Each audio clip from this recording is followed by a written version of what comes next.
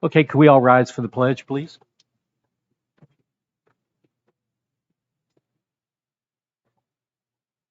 Pledge allegiance to the flag of the United States of America and to the republic for which it stands, one nation, under God, indivisible, with liberty and justice for all.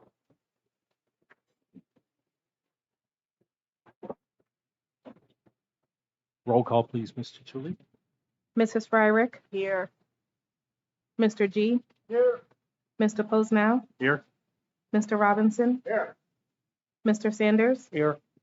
Mrs. Schrader? Mr. Sears? Mr. Sullivan? Mr. Toman? 8 members present. Thank you. A reminder to please silence your cell phones during the meeting, and this will be the first opportunity for public comment. All comments and questions will be addressed to the president. Board and staff members will not normally respond to comments or questions during the meeting unless recognized by the president for this purpose. Comments will be limited at the discretion of the president to 5 minutes or less. Do we have any comments? Coming up. Please tell us your name. Sure. Good evening, board, everybody present. My name is Jonathan Ostrike. I'm a former Can you graduate. raise that up just a little bit, please? Thank you.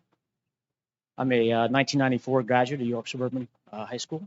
I'm a member of the district, and I have 3 children that attend York Suburban. One to be in 3rd grade, one to soon be in 8th grade, and one soon to be a sophomore.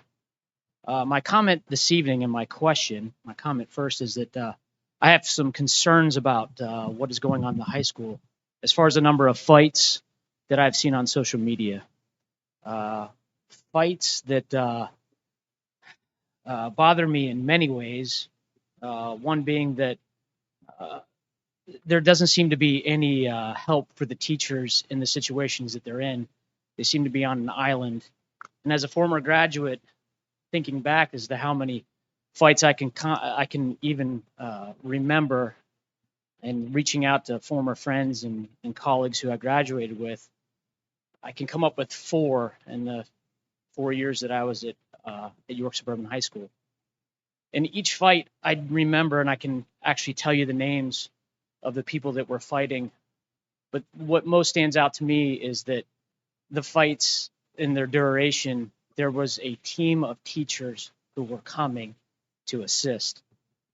I can remember Mr. Geyer coming down the hallway. I can remember Mr. Appleby or Mr. Triggs, Miss Rainoni. I mean, the number of teachers that would come to the aid of the teacher was there. And in the posts that I see on social media, which sometimes last for 2.5 minutes, there's this teacher asking for help and not receiving it. That troubles me.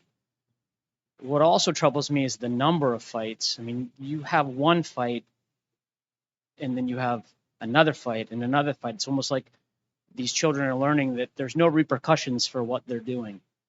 I sit down with my family every evening when possible, and we don't have sports, and we have dinner, and we discuss these things. And I also discuss with my children that there's a person filming this. And with social media nowadays, I guess I'm just too old now. I don't grasp it, but I tell my children, look, don't ever film something. React. Be a part of it. That teacher needs your help. Those students need your help. So my student, my child, is being instructed by me to intervene in that. I don't think they should have to, but that's what I expect of them. There's a moral code. There's conduct that I expect out of my children, and I expect out of the children that attend this school. One of the fights takes place, and the backdrop of the fight is York Suburban pride. I don't have a lot of pride right now in York Suburban as far as how we are addressing the issue and how we're supporting our teachers. Thank you.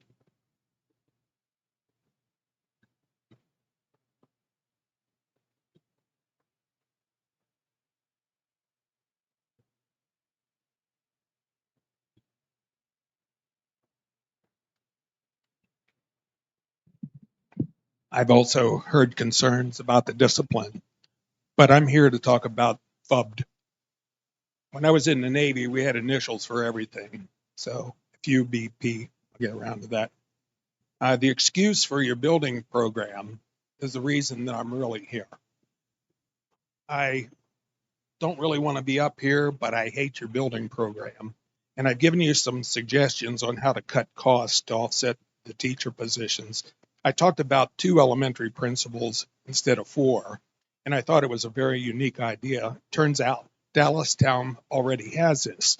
A friend of mine, Christopher Martin from Dallastown School District, is the principal of Dallastown Elementary and Leaders Heights Elementary. I also suggested redrawing the district or busing a few students so that we could balance the class sizes. It also doesn't make sense for me to do millions of dollars in construction to try to balance any teacher cost. I have ADD, I jump around. Different topic. Many times, if you've been down at the middle school for an after-school activity, you know that the parking lot is full. There's parking on the street. There's parking over at the church. If you have an event up here at your make-believe middle school, at the same time you have an event at the high school, where are you going to park all these people? I don't see that happening at all. The middle school, the tennis court and the basketball court, these are used by the gym classes. If you have your make-believe middle school over here, you're not going to have access to those. Also, the tennis court and the basketball court are being used after school by groups. These are not school groups, but they're groups over there with coaches that are being used after school. And just for the record, FUBP fouled up building proposal, just in case anybody was questioning that. I was also curious if we still use the drug dog, not to catch anyone. Let the students know about it at the beginning of the year, and basically this is just to prevent drugs from entering our school. We don't want to catch people. Thank you.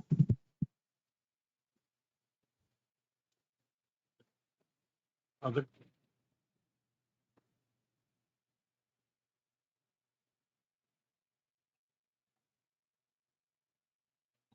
Rebecca Deal, 373 Randolph Drive.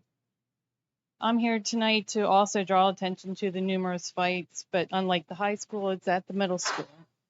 These fights have been happening since the beginning of school and have continued up until a couple weeks ago. At least, that was the last one I heard of. I was surprised to find out that the school board has no idea that these are occurring on an almost weekly basis.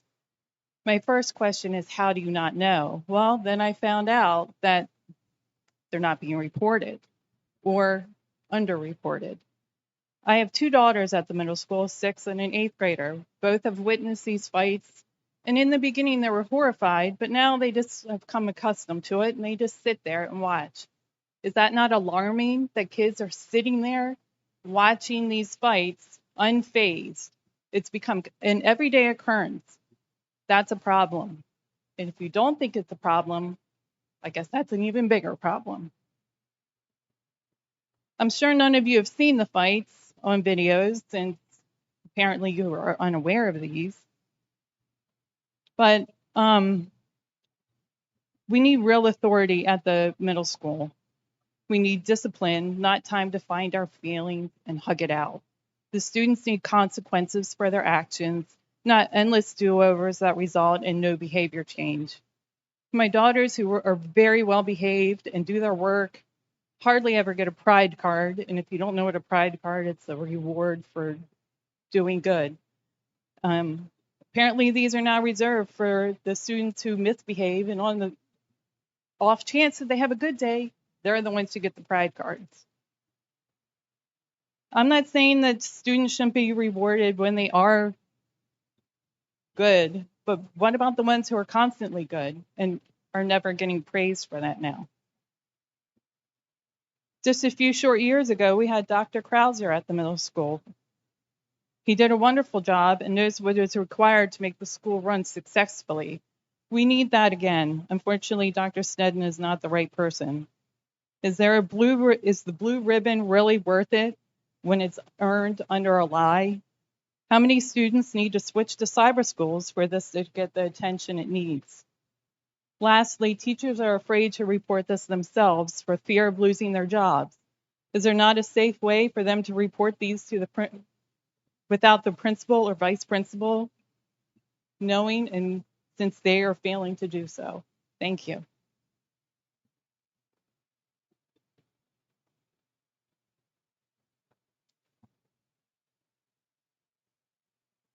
Hi, I'm Zori Bear. I wanted to give you my perspective of fights and bullying in the middle school. When I was in the middle school, it wasn't uncommon to see or hear about a fight weekly. There were times that kids would come into our UA classes and show us fight videos that just happened. If you were walking down the hall and someone said there was a fight down the hall, nobody would be surprised. They would all pull out their phones and record it like it's a normal thing. There are videos of kids punching each other in the head at lunch, and kids around them are just eating their lunch like nothing is happening. The people getting into the fights are the same people. They are not getting disciplined enough. One time, a big fight happened in the 6th grade, and a kid got knocked out. Of course, all the talk in the next class was about the fight. In the class, people were showing videos, texting them to people, and talking about it. The teacher saw this and said you shouldn't be taking fight videos or sharing them. It makes our school look bad. I overheard my friend tell another friend, I can't send you the video, I will get in trouble with the school. Why are people more worried about how it makes the school look when they should be fixing the problem and keeping kids safe? When I was in the school, the last couple of weeks before I left to go to charter, I went down to the nurse multiple times for my stomach hurting, getting headaches, and having chest pain. I only started getting these symptoms when all the fights were going on. The nurse noticed this and thought it might be anxiety related. She called my mom. My mom told her that I was afraid to come to school because of all the violence. The nurse contacted the principal and told him this, and he did nothing about it and didn't contact me or my parents. I decided that week that I no longer feel like I would be safe at Suburban because no one was protecting me, and I asked my parents to go to charter school.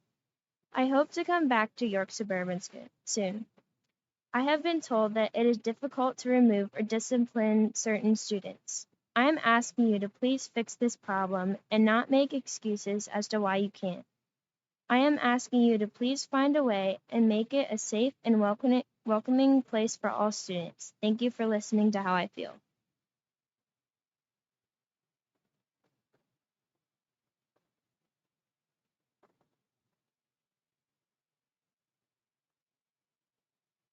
Ashley Turner, West Marysbury Avenue.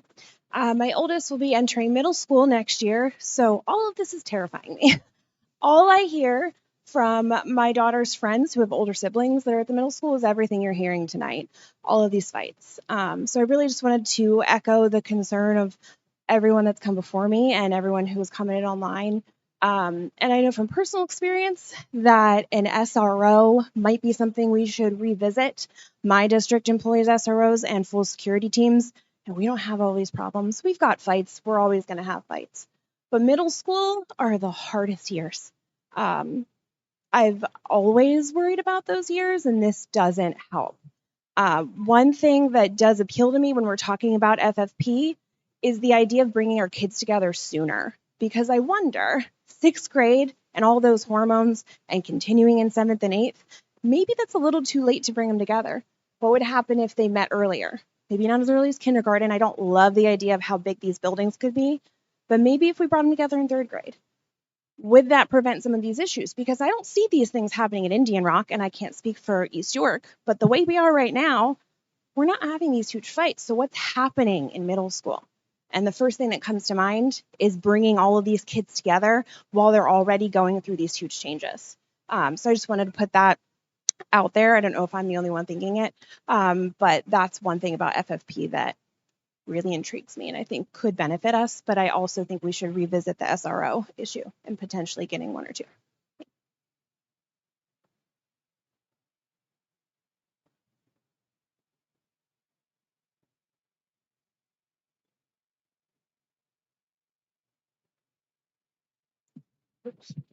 Hi, I'm Jess Carter of Springersbury Township. First of all, if you didn't listen to that middle schooler statements and not have your heart break, you really need to question what you're doing up here. Listening to a 6th grade student talk about going to the office and being afraid to attend school is terrifying. And that's just one student who is brave enough to come here and say something. You know, this time last year, we were talking about the health and safety of our students and staff being the utmost priority. When did that stop? Is it only because it's not COVID? We have to be worried about the health and safety regardless of what the situation is. You have these students fighting, students being afraid to come to school, and you're telling me that this school board is not even aware of how severe of a problem it is. That is very problematic. A lot of my friends have 5th grade students. They're very excited for their kids to come to the middle school, and I'm warning them of what to expect because they're not going to hear from the school board or the staff at the middle school telling them of this problem. They need to know what their expectations should be. You need to tell your own kid, stay out of the fights, stay in the back, don't get involved. If some kid harasses you, just walk away. That's terrible. I also agree with the gentleman who spoke about fights. I went to Central, I graduated in 2006, and I remember one fight from my entire high school career. One, and it's vivid in my memory. My student tells me every week that there's a fight. There's something, there's girls fighting over boys, there's boys fighting over girls. I understand hormones are raging, there's social media, there's all these outside influences, but why can't we figure out a way to stop it? We've been complaining about this since the beginning of the school year. Why didn't we nip it in the bud then? Instead now you have, 30 parents here concerned. There's 15 comments online from today alone of people complaining about the same issue. I know that there has been retired teachers who've reached out to some staff asking what's going on over there because it's not being published enough and open communicated to the people who need to know about it. We need to figure something out. I'm not going to threaten to pull my kid because that didn't do anything any time I threatened in the past. I'm not worried about that. I'm worried about what are we teaching these kids who have no consequence. These people are going to grow up and be adults. You're telling me if you got in a fight at your job and you punch someone in the face that you could come back in 2 days? I doubt it. We need to figure something out. This is unacceptable. We deserve better. Our kids deserve better. I don't want to hear another kid telling me they have chest pains in 6th grade. Get a grip. Is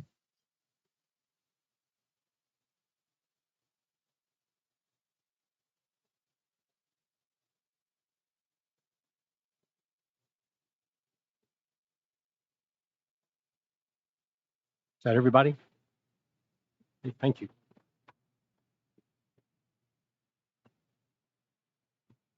You have the links to the minutes of the Planning Committee meeting that was conducted on May 9th, 2022. Unless there are changes or corrections, they can be approved as submitted.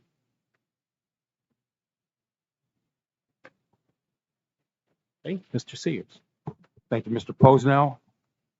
Treasurer's report is, as usual, a consent agenda. Would any board member like any of the items considered separately, or are there any questions on any of the items? If not, the chair moves approval of the below mentioned items. Do I have a second? Second. Thank you. Questions, comments? This can be a unanimous roll call vote. This will be considered a unanimous roll call vote unless I hear votes to the contrary. Hearing none, motion passes. Okay, the board met in executive session tonight for the purpose of discussing legal matters at 6:30, as permitted by Section 707 of the Sunshine Act. No official action was taken. And now one of the fun duties. Ms. Casey, would you come up? Ms. Casey has served as their student representative this year, and this is in recognition of your time as a student representative of York Suburban School Board of Directors. And Thank you very much. Thank you. Okay. And wait a minute, let's get adjusted here. Yeah. Thank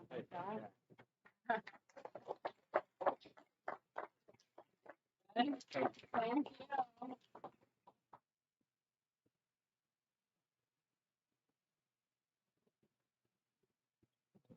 Dr. Williams. Thank you, Mr. Posnell.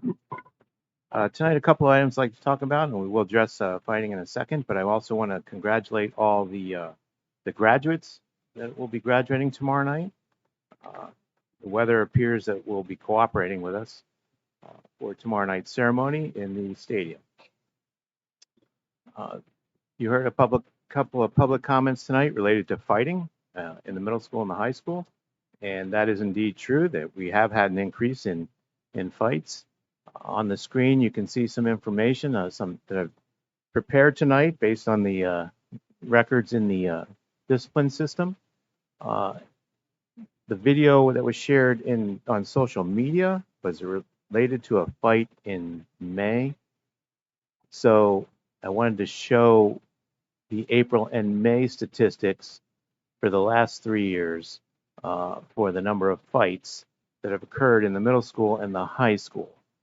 Now you can see in the high school section there, the hybrid section, we didn't have any fights during hybrid because, well, half the students were in the building at any one time. And in April and May, in the middle school during the pandemic, we had full instruction on those days. So there's the statistics for fights in April and May of those 2019, 2021, and 2022. If we go on to the next page, you can see statistics for 5 years by month for the number of fights in each of the buildings. The top table is the high school, and the bottom table is the middle school. As you can see in the summary column on the right, you can see in the middle school, the number of fights has indeed increased up to 18 this year, and the school year is over tomorrow. So those numbers are reflective of the entire year. So you can see that in both the high school and the middle school, the first semester, we had more fights in the first semester than we did the second semester. So things actually are trending downward right now. And we plan to work hard to continue that trend. So as we talk about trends, we're seeing also nationally that there are discipline issues all over the country. And I know that doesn't help us here because our students go here. They don't go somewhere else. And that is a legitimate statement. So we're working hard to address those issues and trying to resolve things and help students figure out ways differently than taking to aggression to solve them. It's a multi-pronged approach, and tonight in his administrative report, Dr. Snedden will be touching on some of that, and we'll also have a more detailed presentation at the July 18th board meeting, and Dr. Snedden is also going to be arranging some additional meetings with families and parents to talk about this issue. The other thing I wanted to mention tonight is kindergarten registration. And by the way, these tables will be posted online. You don't have to write them down. The information will be posted online, and you'll be able to view them at your leisure on the superintendent's report and then the board agenda. Also wanted to mention tonight kindergarten registration for the class of 2035. Valley View right now we have 70 students registered, and at Yorkshire we have 64 students registered. Anecdotally, that's similar to what we've had in the past. If you know somebody with an entering kindergartner, we encourage you to encourage them to register as soon as possible. The sooner we have those numbers solidified up, the better off we're all going to be. So that's the written report that will be posted online, superintendent's report. And before we get to Dr. Snedden, I'd like to get to Dr. Furman.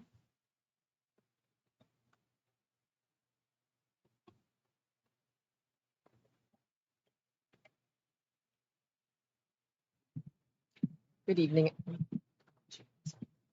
Good evening, everyone.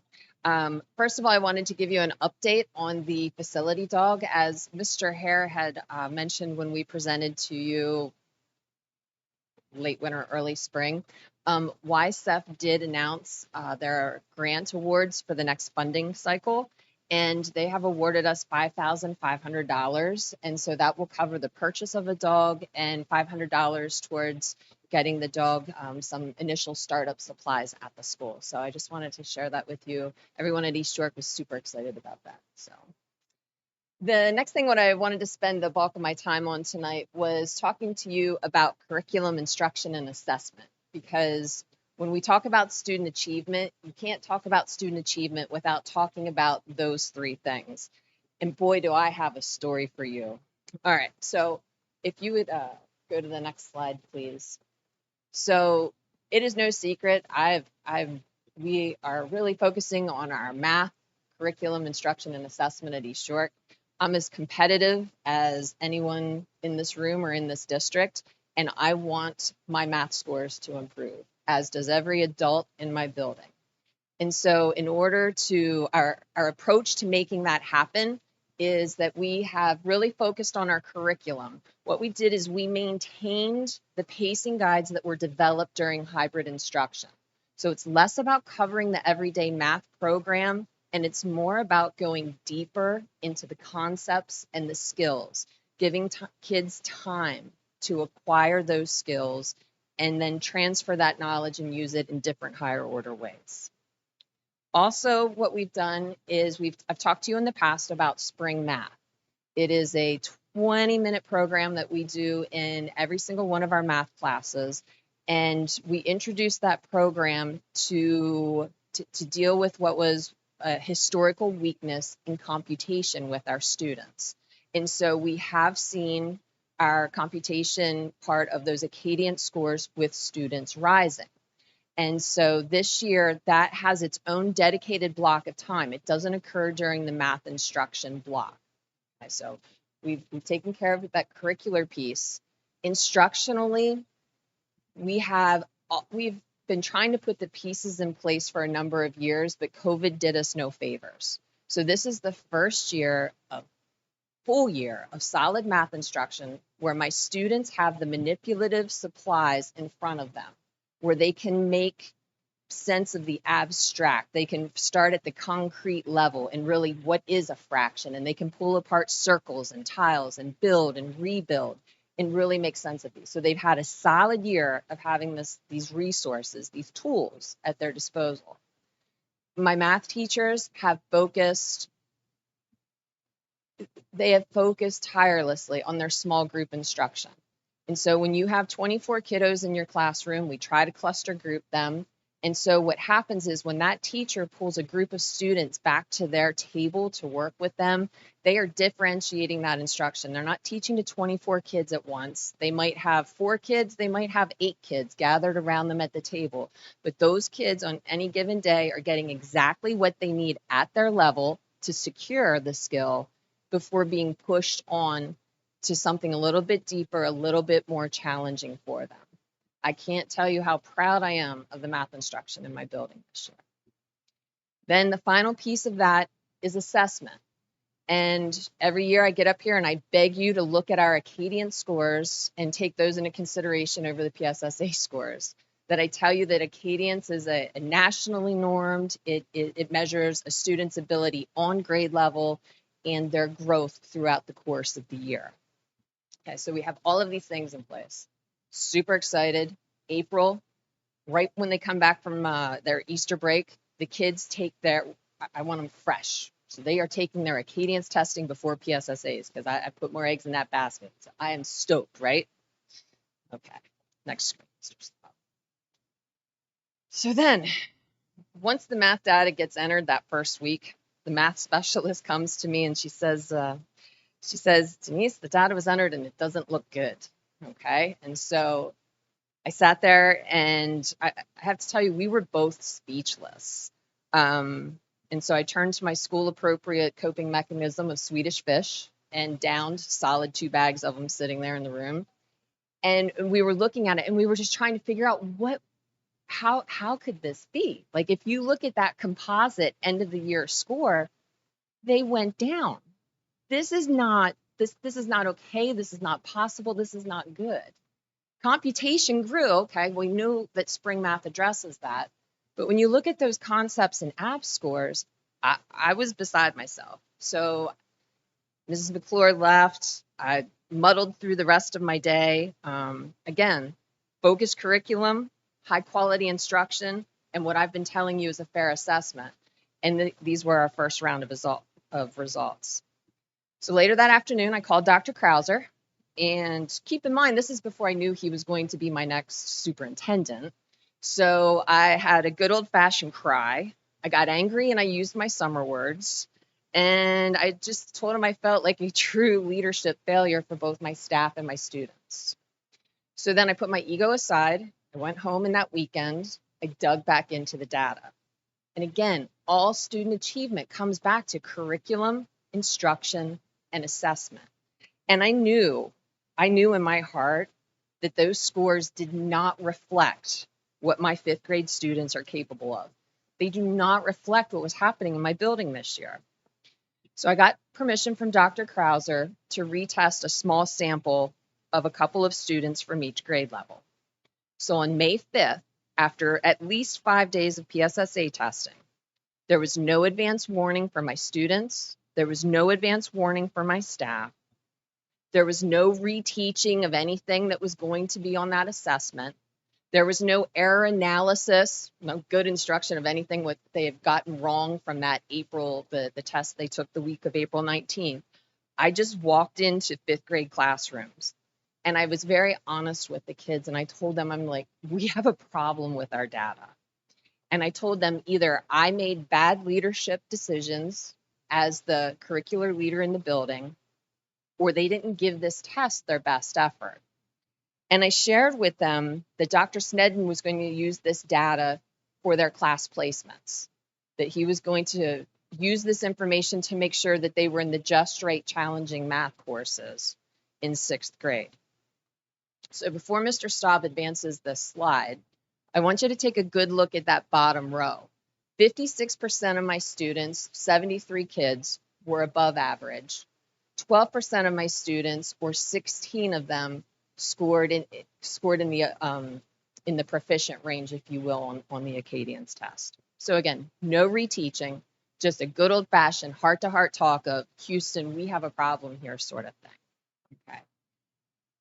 The sampling, when we did that with my one class, when it came back, it was jaw-dropping.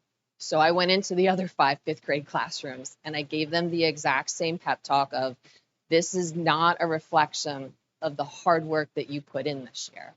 So Mr. Staub, if you'd advance that slide. We only retested in the concepts and applications. We only retested in that third row. And so after doing that, no instruction, no warning, I walked into their classrooms 15 minutes before 3 of the classes were about to start their spring reward. Probably still not the best timing on my part, but I needed to get this data in so that Dr. Snedden could have it to work on his class placements. 5-minute pep talk, talking to these kids. And keep in mind, the first time they took it, it was a PSSA-like testing environment. There were 2 adults in the room, so any child who wanted a question read to them, it could be read to them. In the end, on the retest, on the second test of it, 90 students scored above benchmark. 19 scored in the proficient range. Looking at those concepts and applications, looking at that row.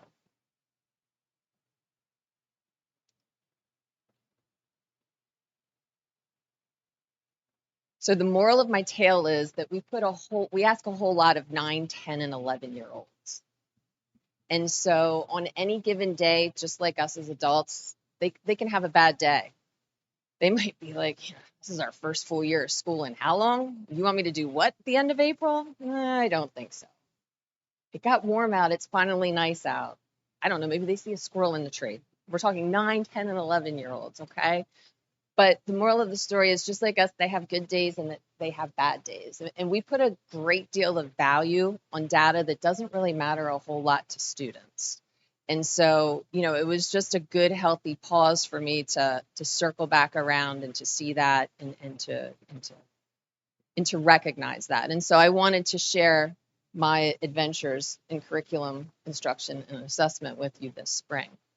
We're not going to always retest kids. I just had to make sure I wasn't crazy and that the good instruction I was seeing in my classrooms really was occurring. And so we will not make it a habit of retesting students. We learned from this immediately in the reading department before they went out and did their end of the year benchmark testing with students. They immediately put in some individual goal setting with the students. They pulled up the kids' scores from the beginning of the year, the middle of the year. They showed them their growth trajectory and gave them targets to shoot for before their final end of the year benchmark. And our reading results turned out very good on the first try. So all of that being said, lessons learned. Next year, we'll take a different approach to the kids with it. We'll incorporate more individual goal setting. We'll have them take a more active role. But as much emphasis as we place on data, I just felt like I needed to come clean and share all of this with you and let you see this as it unfolded in the course of 2 weeks. Does anyone have any questions for me? And thanks for the presentation. Just so I'm clear, when you did the retest, you tested everybody? Not in the whole building, just with my 5th grade. There were pockets of 3rd graders. There were pockets of 4th grade in my initial sample poll, just to see, does it make a difference if on any given day? So we did one. I have 6 different classes of 5th graders, 6 sections, 6 homerooms. And so we did one, and the results were drastic. Can you go back to the slide, please? So then I did go back and test all of the 5th graders because that has been such a focus. Okay, so you did go back and cover the whole 5th grade, which is why 90 and 90. So is the objective here, okay, you consider it a success when at beginning of year and end of year numbers stay flat? If you look, and when I'm looking at those concepts and applications across the bottom, or you can look at it across the top, first of all, that goal is a moving target. Okay, so there's a beginning of the year target, and then after 4 to 5 months of instruction, we're only allowed to give the middle of the year assessment. It's supposed to be in December or January. So the target goes up. Okay, so the idea is you're maintaining, if your number stays the same, you're still growing because you had to meet that target. One thing I do want to point out, for my beginning of the year, you can see there were 123 students tested. The middle of the year, there were 134 students tested. What I found out was that some of my at-risk students with IEPs and my Ls were not necessarily, their data was not gathered in that appropriate time frame at the beginning of the year. And we immediately put corrective measures in place. I said, all students, we need to be tracking this data and have that information. So students that were added in there were not students who might be the highest achieving students. Okay, so let's say we use the middle of the year as a baseline then, right? Okay, yep. By your logic. So if I look at middle of the year, top middle, we've got 78% there, and sorry, my eyes are 80. Oh, 78. I'm adding the top 2. Yep. You're doing proficient and advanced, right? Correct. And then we go to 74, and is that 6 again? Yes. So we've bumped up 2 points. Is that a success?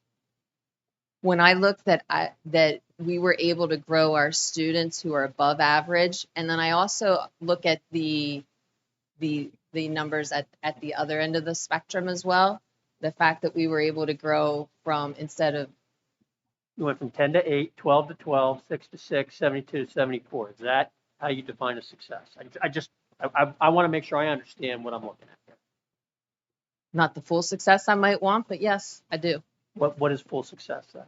Full success would be if I had 100% of my kids in that green and blue range. Okay, but realistically, what Realistically, as we went through our MTSS training this year, a realistic goal is to have 80% of your students at or above benchmark. That is, as I tell my teachers, that's the gold standard that we're striving for. In any given grade level, any given content, that you should be able to have 80% of your kiddos achieving proficiently or advanced. Now, by that gold standard or that MTSS protocol, my bottom percent is a little bit high. They recommend that there shouldn't be more than 5% of your students in that level. So it's a 5, 15, and then the 80 above. Okay. Is Indian Rock doing the same testing? They If are. I asked Dr. Gully to come up and show the same numbers, He would have that. He would have the same data. okay, can we get him to do that for us at an upcoming session? Because I'd like to see the two schools compared to one another, please. Okay, I mean, this is very informative. I do appreciate it. And my questions are purely to understand. I'm not, No, absolutely. trying I to- mean, I put myself out here. I put that's this out fine. No, here. I got to appreciate own it. that. I do appreciate that. Okay, thank you. So following up on that, if the numbers are level going across, you have essentially kept them the same, except that they're now at a tougher grade level, if I understood what you said. So the difficulty has gone up over the year. Correct. So if they stay at the same place, they're at the same place they started, but with a higher degree of difficulty. Correct. So you've got that, but then you've also got growth that occurs. Okay, all right. Yeah. First of all, thank you for taking responsibility. And I always take responsibility. May take a great. couple packs of Swedish fish, but I'll get yeah, there. Yeah, I'm not the one that is always data driven, and I'm glad to see that you realize that these are 10, 11, 12-year-olders or 8, 9, and 10-year-olders, and you never know on any given day what they're going to do or what they're going to believe or how they're going to work. So I appreciate that you do look at that these are real people, and you just don't know what they're going to do on any given day, and they will do what they're going to do. And at home, you can say, hey, take it easy. It's great. Don't worry about the PSSAs. It's just what the school needs. But to know that you believe part of that, I very much appreciate. Thank you.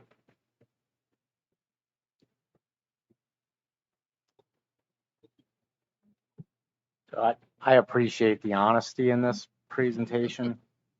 As a numbers guy, I'm not super happy with the numbers.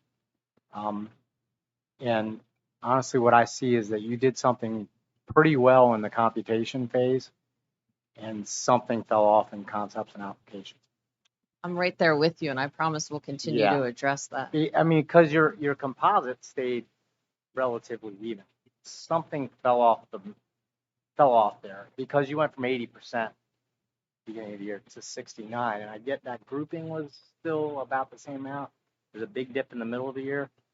There's something weirds there, but I'd say whatever you're doing computation, keep it up. And I guess that's the repetitiveness and the not jumping around with everyday math a lot and just letting them deep dive a little more and get more practice. Honestly, I credit that more to the spring math that we do. It is 25 minutes every day of just good, solid, old-fashioned. I mean, there's nothing, no bells and whistles. Correct. But the kids set individual goals. They set class goals. And so that was really part of our aha and that connection is getting the kids more involved in this process instead of us putting it on our backs and trying to own it. Like how do you get 9 and 10 and 11-year-olds to buy into their growth and how this will impact them? So that'll be one of our building goal things for next year. And I agree with you, gentlemen. I was not excited when I saw those middle of the year scores. So on one of our professional development days, what we did is we gathered the math department and we did an item analysis of that middle of the year benchmark. And so we went through question by question. What did everybody get right? Which questions did they avoid? Which questions did they try, but large numbers of kids got wrong? And one of my teachers summed it up best when she said, they're afraid of words. And any problem that had words in it, they skipped over or just maybe didn't understand and they got that wrong. And so then that was a mid-year correction that we made. And so when we had additional professional development time throughout the spring, my teachers would gather together, I often say horizontally as a grade level, but then also vertically 3, 4, and 5 to be able to share their expertise with one another. And so to come up with ways, how do we make kids less afraid of words before they sit down and open up a PSSA manual, because we know those are all words. Sorry. I really like that you're looking at making the kids part of that goal setting. Because I mean, everyone You know, their goal now is like, hey, get a 10 out of 10 on the paper. But this is their real goal, and they never see it really. So showing them like, hey, you were 56%. And we're hoping in the middle of the year you're 65%, whatever, and letting them see that, I think, is a really good way. I mean, everyone likes a goal. Everybody likes a goal, Everyone likes to see and improvement. So. and again, and we don't. While my staff is great at pushing kids outside of their comfort zone, but we are not going to push anyone into an anxiety laden sit down and fear taking these tests. Like, we want them to set healthy goals. We want to teach them to set realistic goals to strive towards. And so some of my students get that through their work with different specialists, but now we're going to open that up and make sure every student has that opportunity. Just to follow up, you said kids were afraid of words. That was what one of the adults who was in a lot, when we sat down and did the item analysis, they avoided the word problem. No, I get it. But how was the reading scores that came through? Are they showing issues, or are they showing sustainability across the board? The reading scores show a great deal of growth throughout the year. The reading scores, I think you'll be happier than what I showed you for just my 5th grade math. Okay. But again, we applied the lessons that we learned, after the math results were entered. Okay, that data was collected and entered. Then we took a break from Acadience to do our PSSA testing. Right. So that was our ELA, our science, our math. We got all of that in. And then they did the reading. So by then, my math specialist and I were able to talk to the reading specialist, and we're just like, listen, we uncovered a bit of a thing here in that, but we'd already gone in, done the retesting sort of thing. And so that was when Mrs. Stover and her band of reading specialists and paraprofessionals, that's when they sat down, and before the kids would do their end of the year benchmark, they pulled up their individual graphs and would say, okay, look, this is where you started the year. Look at how much you grew by the middle of the year. Let's see what you can do at the end of the year. Your goal should be at least. Right. I just want to make sure I understand it. It's not a question of them understanding the question when they read it. Like, math is math, numbers are numbers, right? But a word problem, it's not a comprehension of the question. It could be. That's a different issue. Correct. So if you're telling me reading scores are going that way and they're still having problems with word problems, where's the disconnect? I'm still working on that. I got it. No, okay. All right. Thanks. So when you're doing this, you get somebody that transfers in the middle of the semester. How do they fit into this model? So we can, over the summer, when students enter the first part of the year, what we often do is give them a progress monitoring, or if they were close to the benchmark season, we'll go ahead and give them this information, or we'll give them these assessments, because it gives us valuable information in class placement. If they are somebody who moves in and they need more challenge with higher achieving students, I'm going to make sure I place them in a section that has more push. If they might need some services from my reading specialists, out of my 6 5th grade classes, I might only have 3 or 4 who receive the reading specialist pushes in some, she pulls out of others. So we get that information from all students, even new ones. And that's kind of my question. So somebody comes in the middle of the year and you do a level test, say, where do you belong? What if they're not ready for where they are? Do they slide back? Or do you just give them extra help to try to catch them up? We give them extra help to try to catch them up.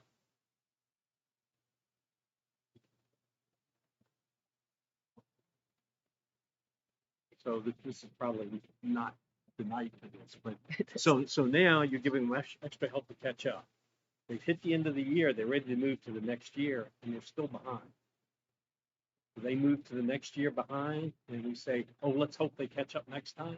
Well, we don't use hope as a strategy, okay? But what we'll do is we will target that instruction. And so when I talk about that differentiated small group instruction, so when Mr. Harris is sitting at that table and he pulls 6 kids back with him. If those are kids who need some of that extra, they're a little bit behind and they need a little bit extra with support, different whatever sort of thing.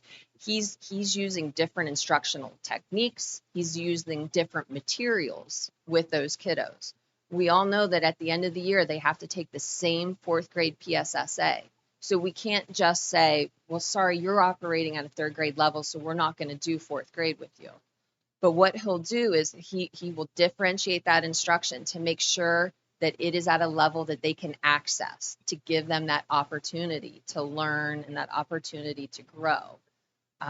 And then when the teacher pulls a different small group, we have other programs and other things. I value my paraprofessionals. They are like gold to me. You can ask Dr. Williams in his time here at York Suburban. I hound him every year trying to get more paraprofessionals in my building. Because then when these kiddos are doing their independent work, sometimes these adults, they're not certified teachers, but they've worked with the teacher. They understand what is supposed to happen. They're not teaching it, but then they can sit with that same group of 6 small students when the teacher's now teaching those kids who are on that high average or above average track. Now these kiddos can be working with that paraprofessional on their independent work, so that the last thing we want them to do is, if they're struggling, is to reinforce bad habits or to continue something wrong just because, it's now another group's 20 minutes with the teacher. So that's why those paraprofessionals are so valuable to what we do at the elementary level. So I guess my edge case, and this truly would be an edge case, is that you have a student right now doing your test who's performing at a 3rd grade level in 4th grade. So you're working really hard. Well, in 3 months, they're in 5th grade performing at a 3rd grade level. Do they keep moving on? Yes. We do not retain students at the elementary level, only as an absolute last resort. Okay. Thank you. So then I think your next thing is, so this explains a lot of what's going on then at the middle school, right? Dr. Furman, not to put you on the spot. Don't ever want to put you on the spot. No. Part of my brain is shouting Conversation. a big ugly question at me, and that is this sort of natural experiment that you performed with the rapid follow-on reassessment. Does that raise any questions for you about whether you've got a fundamentally unreliable measure?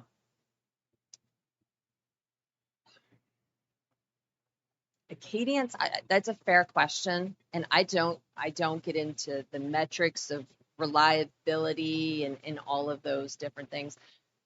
They're banking on 30 years worth of experience and coming up with all of the different things that they come up with to tell me like what score it puts who where. So honestly, no, I still value this information, because, to say that I'm trying to tackle a math problem, this information points me in a direction of spring math is getting the job done. It is worth the 25 minutes a day that kids are doing that, and I shouldn't veer away from that. But it does point out whether it's 80%, 74%, it does point out, in no matter which page of data you look at, that something wonky happened with those concepts and apps. And so that we have to continue to put our heads together and come back, what can we do to address that?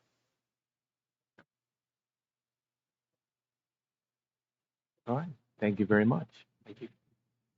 Dr. Snedden.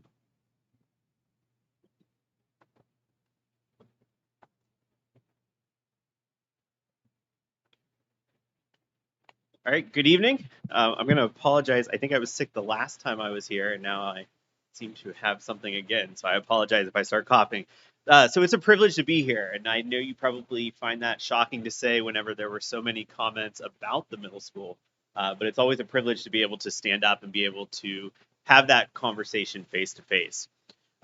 So prior to, as I mentioned, I was already on the schedule to be able to be on here tonight anyways. I had asked Dr. Williams if it was all right if at the end of my report I provided a reflection of the year, which I think speaks to many of these same comments that have been shared. It has been a very challenging year, and I think we're going to talk about some of those components. So first and foremost, I want to highlight some of the things that we have been doing here in the spring of this year. As I talked, at the beginning of the year, we did have our challenges. And one of the things that we realized very soon was that part of our challenges was a result of our students not having those same fun activities that come to embrace that middle school culture. So this spring was packed full of a lot more of activities. So we did hold our spring pep rally, where we were able to bring our building together. We also held our step up night for our incoming class of 2029, which always seems weird to be able to say that. And as I talked to them, I shared with them, this is a great opportunity where two schools become one. And from now on, they're known as that class of 2029. And they go from being their separate schools into being a York Suburban Trojan. We celebrated Cooper's birthday with various events throughout the day to celebrate him in our building. And today, if I'm looking a little red on top, it's because we were outside because we were celebrating our Fun Day, which was a great event for our students. What's unique about Fun Day this year, this is an annual event at the middle school, but every single student in our building was experiencing Fun Day for the very first time. Because even as 8th graders, they did not get to experience Fun Day because of the pandemic shutdowns that occurred. And tomorrow we will wrap up the school year with another annual event, which is our academic awards assemblies. So we are looking forward to recognizing our students and all of their academic achievements as well. And as I mentioned, I asked Dr. Williams if I would be able to do a reflection of the 2021-22 school year. And if you pay at all any attention to the news, you see headlines like mass exodus, teacher exodus, struggling schools. All of these headlines speak to the extreme challenges that exist this year. And definitely, as principal of building, you shoulder those. So when I found this image, this is very much how this school year felt with some of the challenges that we were facing. And you step back and you think, is it just me? Am I crazy? Maybe this is too much. And you step back and you talk to colleagues throughout York County or either colleagues within my doctoral cohort. What we were experiencing was nothing special to just YSMS. And I say that not as an excuse, but as it helped to ground me in that we had some real issues that we are facing on a national level. And so what I started looking at is what is the root cause of some of these behaviors that we were experiencing. And it continued to come back to this idea of the hardships that our students faced because of the COVID shutdowns. And so I worked collaboratively with even our elected officials to be inviting them in and to advocate for the issues that we were facing, to be able to address funding for the social emotional needs of our students. Never in my career have I had students sit in crisis at the hospital for multiple days to be able to get help that is needed, or have students that have to be escorted out of the building by police because of mental health needs. That's a first in my career. And so, I've read multiple articles, and this one I think really speaks to some of what we heard tonight, even from our parents. Middle school is hard. And, I was a high school teacher for many years, high school admin, but I love middle school, and I love it because of this difficulty, because you watch as students are becoming adolescents and they're experiencing all of those things for the first time. But it was magnified this year with the grief and mental health issues and the isolation that exists following the pandemic. So when we talk about our struggle of this year, essentially, our students were relearning how to do school. And that included a number of different things. Middle school is such a developmental age. And when we started talking, Dr. Williams and I, about, okay, what does a presentation to the board look like? And this is more that July presentation. We need to have the full conversation. We need to talk about what the adolescent brain is going through during middle school. And so when we talk about our 8th grade group being a group that is struggling with impulse control, with violent reactions to things, with conflict issues. That is because they missed that developmental important time of developing those skills during middle school. So there were definitely those learning gaps that exist in the social development. So conflict resolution, impulse control, and adjusting to social influences and changes. And one of the key issues that social media has long been an issue that we have faced as school administrators, especially at the secondary level, but more so following the pandemic, as our students spent long periods of time connected to their peers solely through social media. And if you ever want to see something very alarming, go to YouTube, or if you are on TikTok, I don't understand TikTok, but if you are on TikTok and you look up anything to do with school fights, it's very disheartening to see multiple compilations of school fights that are occurring. And part of what has occurred now among this age demographic is, I want to be the first to get that video and post it first. I want to get the most likes on that video of that conflict. And that's a very disturbing trend that exists. And I step back and I reflect on everything that has occurred during the pandemic. And I think that as adults, we have not set the example of appropriateness and how do we handle conflict for one another. Oftentimes, working with students, I have conversations about, just because somebody upsets you doesn't mean that we threaten to hit them or we go and hit them. And then our students watch over and over and over again, a meme following the Oscars of Will Smith slapping somebody because they said something inappropriate. And that is what they are seeing over and over again. I think back to the pandemic and those videos that were on the news of people fighting in airplanes or fighting over toilet paper, that as a society, we have become unglued to the point that we are fighting over toilet paper. And to now send all of these students back into school and say, yep, we need to be able to handle conflict appropriately. We did a lot of great work. And so I'm surprised to hear some of these comments being made now. I would have definitely, back in October and November, definitely been concerned at that same exact time and be able to say, yeah, there's definitely an issue. Our students struggled to come back. Now, that's where we are, but let's talk about where we go from here. Okay, this spring, if you remember, approving the school culture and climate survey that we did through the IU.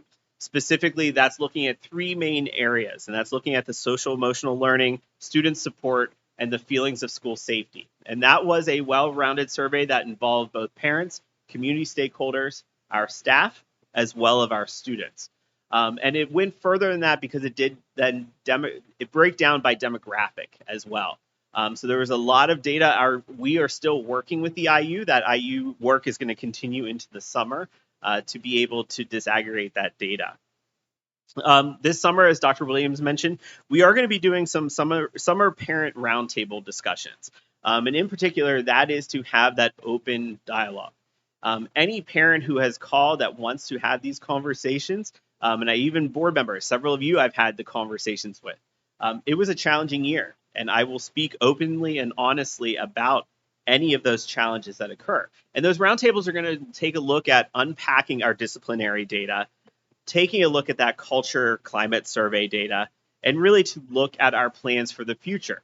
So one of the things that I do want to make sure that I bring up is oftentimes we hear, well, they shouldn't be in school. They shouldn't be in school. We should remove them from school. Well, there's restrictions in the PA code for removing students from school.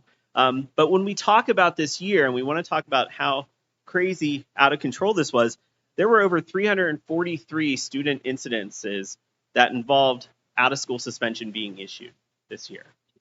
That is a dramatic increase above previous years. 263 individual students participated in over our 1,400 recorded disciplinary infractions. So it's not that consequences weren't being issued, it's that the consequences weren't the right consequences. The consequences weren't changing the behavior. And when we talk about what is a consequence, we all grew up in a time where it was remove them from school. They'll be at home. Mom and dad will say, yeah, you can't do that. You're in trouble at home as well. And then the behavior stops. That's not what's occurring. Of our students that were suspended, we had a 70% recidivism rate, meaning that they repeated another offense where they then, again, had to be issued exclusionary discipline consequences. And so really that's where we need to step back. And what's that definition of crazy? If you do the same thing over and over again and expect the same result, right? We need to change how we approach these things. And this is really what we're getting into. We started a little bit trickling in with even rephrasing some things this year with our staff, but moving forward, looking at really a three-pronged approach going into next year. And that's looking at the use of restorative practices, social emotional learning, and really revamping our SEL components and how we include that. And then also talking about our positive behavior reinforcement. And when we talk about the positive behavior reinforcement, you know, you probably heard about the mention of pride cards, and we use the Got Pride. Well, our students don't know what Got Milk is. We all remember those commercials about Got Milk. Our students don't remember that. So Got Pride is outdated, so it needed an update. So we are looking to update that coming into 22-23 as well. And Ms. Bedell has been eagerly meeting with students as well as parent groups and holding various roundtable sessions to build in what do all of these components look like. The research is very clear, and that's why I wanted to talk with Dr. Williams that when we do a presentation to talk about student behaviors, we need to do a full comprehensive. We need to talk about the science of the brain and be able to talk about why these things are occurring and why particular do we see it more at the middle school when their brain is not yet fully developed, especially in the area of impulse control, to why we would be seeing those things. And so when we talk about that, that's why I said we need to have the full conversation, not just, clip note conversations. So just, Nick, if you would go to the next one. So talk a little bit about our three approaches. So restorative practices, we are actually going to be meeting with our teachers. We trickled in some language this year. We had several staff members become trainers in restorative practices. And this is the idea of building that school community. One of the pieces from our climate and culture survey very explicitly showed that our students did not any longer feel connected to the community, meaning that they no longer felt that YSMS was that home base for them. Now, was that pandemic related? Was that the structure? There's a lot of different factors that we need to dig in deeper into that. But the idea of restorative practices is really that we build that idea of community. And when I do something that is a misbehavior or I harm somebody else, how do I repair that harm? And even as adults, we know it's much more difficult to go to somebody and say, hey, I'm really sorry about that, than it is to just kind of hide away and not admit those things. Social emotional learning, one of the pieces that I will fully say, we missed the mark on this year, was really addressing some of these very explicit instructional opportunities in talking about how do we handle conflict resolution? How do we talk about responsible decision making? Yes, our students go through Roots and Wings. We have a student who may not have gone through that here until just the fourth marking period. So embedding this into everything that we're doing. So every Wednesday, our students are going to have a small mini lesson in social emotional learning skill sets that will be modeled using a restorative circle. And finally, as I talked about, also addressing our positive behavior as well. One of the key things to changing behavior is to make sure that we are recognizing positive behavior interactions. So I talked a little bit about that Got Pride being reinvented. We're going to be still using that Pride mantra. If you go to the next one, but looking at several different skill sets that are a little more involved and a little more what our students need at this time. So you're going to start to see this logo be displayed throughout our building, as well as several different posters that are going to be going up. And these are those components that we're going to be talking explicitly about whenever we meet in those SEL days on Wednesday. With this too, initially when the Pride Card program came out, students were very motivated by snacks and $10 gift cards. That's no longer the case. We need to raise the carrot a little bit. So we're looking to build in some marking period reward structure for them, as well as an end of the year reward that students would want to be working towards as well. So again, this is a very broad view of what we would be talking about in July. But I do want to reflect on, yes, this was a very challenging year. Dr. Williams talked about that downward trend. I 100% agree. That's why I was a little caught blindsided a little bit with some of the comments that are occurring, because we are in a great place. And truly, the fact that we had Fun Day, which was a 100% unstructured day today, and there was absolutely no incident, I think speaks to the fact that we are on that right path. So thank you for the time to be able to chat with you this evening. And I look forward to our July presentation. Wait. So here's what I wrestle with. PA code says this is all you can do. Okay. So you have a problem. By PA code, you send the child out. The child comes back, 70% recidivity rate. Go out again. They come back. Go out again. They come back. And now I'm looking at Dr. Furman. All of a sudden, I've got this kid that clearly isn't hitting standards because they're never in school, and they just move on to the next year. That kind of bothers me. The whole moving on thing. I wrestle with it. Sure, a little bit different at the middle school because we do use some credit recovery components for summer school course. Okay. If I could just kind of ask a few questions related to your presentation. So first off, you mentioned that 8th graders, right, are the ones that, because they haven't been in 6th and 7th grade full time, that are the ones that were struggling the most, or so the dramatic increase in incidences, maybe the 3-time increase from 2019 to 2021 fights, are they coming majority from the 8th grade, or where's that coming? And if you don't know the answer, that's fine. Just if I could get some clarification on that. Sure, I would definitely say with about 80% confidence that yes, 8th grade. Majority of the increase in the incidences are coming out of the 8th grade class. Okay. So your solution, or what you believe is the right move for 2022 and 2023, is this 3-pronged approach, of which 2 of the 3 I think we've been hearing about for a number of years, right? So why do you think doubling down on this effort is going to cause it to come down? Which 2 are you referencing? Well, the Pride Cards have been around for a long, long time.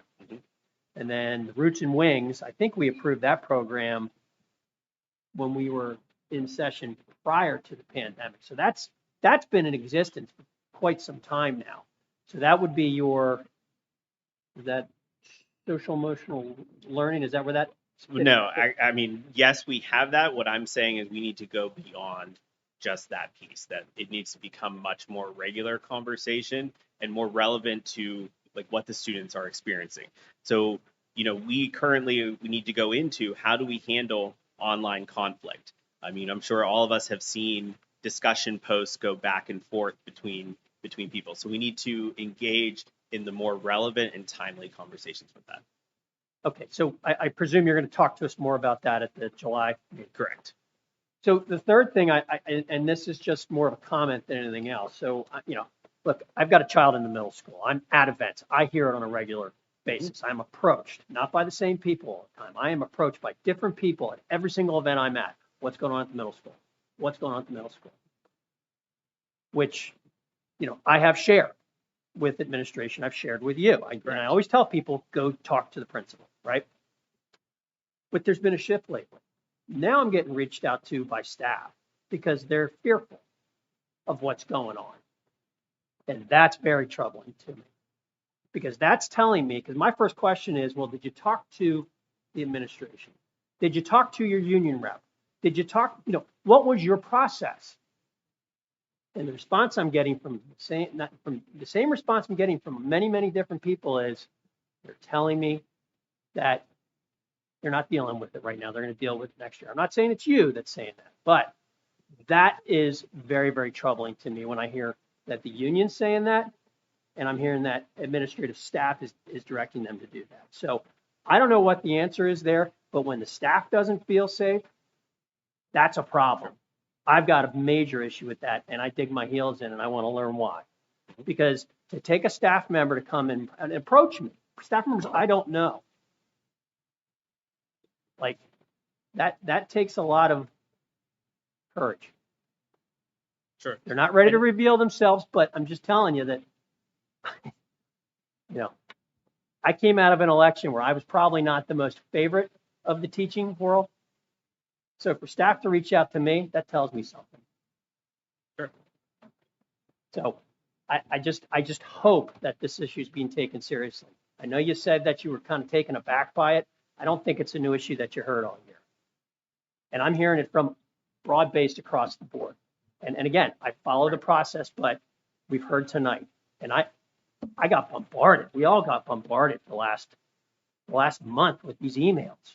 And something's not right. The numbers that we're looking at aren't telling the full story here. So I look forward to your presentation in July. But as I said, it's troubling, very, very troubling to me. That was a comment, not a question for you. Sure. So I have a couple comments as well. Okay. And I want to address the thing that worries me the most about the public comments that were made earlier, which is that, and things that I've seen on the videos, which is that the teachers seem to have no help. And if I was a teacher in that building, I would be disappointed that I seem to have to deal with it on my own and that the problem doesn't go away. So we have to figure out a way to address that. As Mr. Sanders has said, I don't have kids in that building. I have been reached out to by staff members of your building who, not to me, but through intermediaries, where the intermediary can't tell me who they are, and the person's not willing to email me or call me because they don't want any record whatsoever of the fact that they talked to me. No electronic record. That's how scared they are of talking. That's not normal at all. That is not, and I don't buy into that. I literally told my friend who was bringing someone to me that I was like, I'm not up for like the spy stuff yet. Like the person can email my personal email address or call me on my phone. Here's a number. You give it to them. I'm cool with that. Person didn't do it because they're scared of repercussions. That is a huge problem. He's at least hearing it directly from the people. I'm getting like people that want to cut out so that no one knows. I mean, that is ridiculous that is the way people are feeling about trying to report what's going on. My last question or comment, the last video, when did that fight occur? Our last physical altercation was the 26th of April. Okay, that was May. Okay. I would say there's no way that these numbers reflect the story that everyone's telling. They just don't. I mean, we wouldn't be, even though these numbers are way up this year, this number wouldn't be what we're hearing. But it just doesn't pass my smell test at all. And so I feel like underreporting, the other things that we're hearing from people that don't want to talk because they don't want to be on record, that's underreporting. And I will stop there. Sure. And I would just say, I mean, I would love to engage in that conversation of what's not being reported. Because every situation we have is being reported in IC. So I'm not sure what would not be reported. I'm not sure either, but there's no way that I can be confident of that because we have information or the implication that people are afraid to report. And I'm not sitting in your building. Sure. I hate to even remotely think that that any of us should have to sit in your building and look over your shoulder. But I don't like what I'm hearing. And you are the guy that needs to fix it. Sure. So I like that you're coming up with a plan. Make sure it works. I'd like to make a couple of remarks too. Some of these are really not that well organized, and I apologize for that. But, we live in a world where perception becomes reality. Absolutely. I've been on the school board on and off for like 10 active years with a couple years off. I have never had the kind of direct outreach in those 10 years that I've had in the last 2 weeks. It just hasn't happened. I haven't had parents contact me. I haven't had teachers contact me. I haven't had anybody reach out. I can reach in the other direction, always get good feedback. If I need to talk to you, if I need to talk to Scott, if I need to talk to Tim, access is there. The doors are wide open. No problem with that. But what I'm hearing just in the last couple of weeks, Dr. Snedden, is extremely troubling. This is more than smoke is fire. There's a lot of fire burning.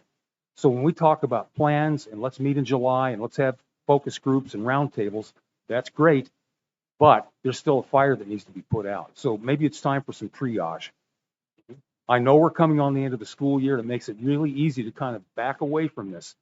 But if somebody walks into your building tomorrow and bashes the head of somebody like what I've seen in some of those videos, that's on you.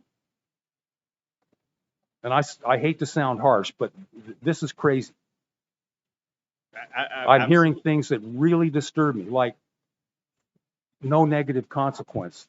That's a phrase that's bouncing around, that behaviors somehow are not supposed to elicit negative consequence, that everything's based on PBR, everything's based on restorative, this, that, and the other. Those are two dimensions that I'm all right with, but there's got to be negative repercussion. And if the perception is that there isn't, then that becomes the reality. The underpinning foundation of that is lack of communication. Why am I hearing about this stuff now? If it's been going on all year. That's the entire administrative responsibility, in my opinion. Sure. Can I respond back Communication, to that? one more thing, communication and education.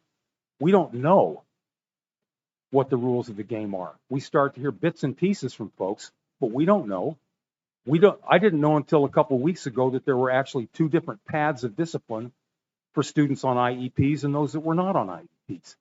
That there are different constraints, there are different this, that, and the other. Well, why would I know? I'm not supposed to be Mr. Micromanager. But when parents and faculty members don't feel they have any other outlet to speak and they start coming to board members, we got a problem. This is not the first time it's happened. We've gone through this a couple other times when trust in administration has been broken or compromised. We can't have this. Trust is extremely hard to rebuild. It's really easy to screw up, but it's hard to rebuild. And I think that's where we are now. I think there's a trust issue that runs the gamut. When I hear things like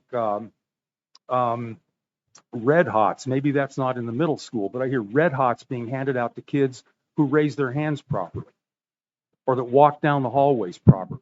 That's frivolous reward. And if that's part of the overall scheme of things, I got a problem with that. There ought to be some level of decorum that the kids are responsible for, not the trivial stuff. I've seen something, I'm going to just skip one more thing, then I'll give you a chance to speak. I went to the high school awards ceremony last week. The number of kids that were on distinguished honor roll, the number of kids that made 4-point and higher was so high I could hardly believe that I was listening to what I was listening to. We can't possibly be that good. I wish we were. But when I see 25 or 30 seniors scoring higher than 4-point in a class of 190 or whatever it is, I got a problem with that. There's something going on. There's something in the water that's not quite right. And it's becoming manifest in many, many different areas.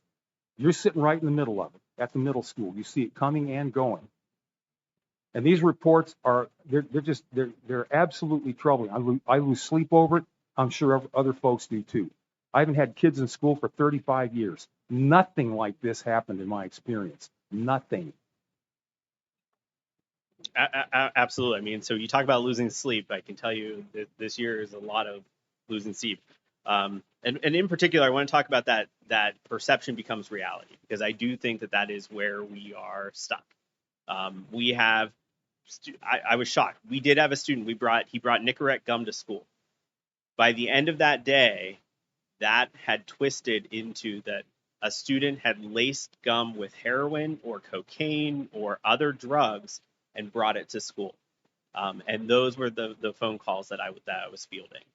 And it was phone calls that would start with, well, I saw the post that said that there was a student in blah, blah, blah. So the social media is not just a student issue. It's also a parent issue.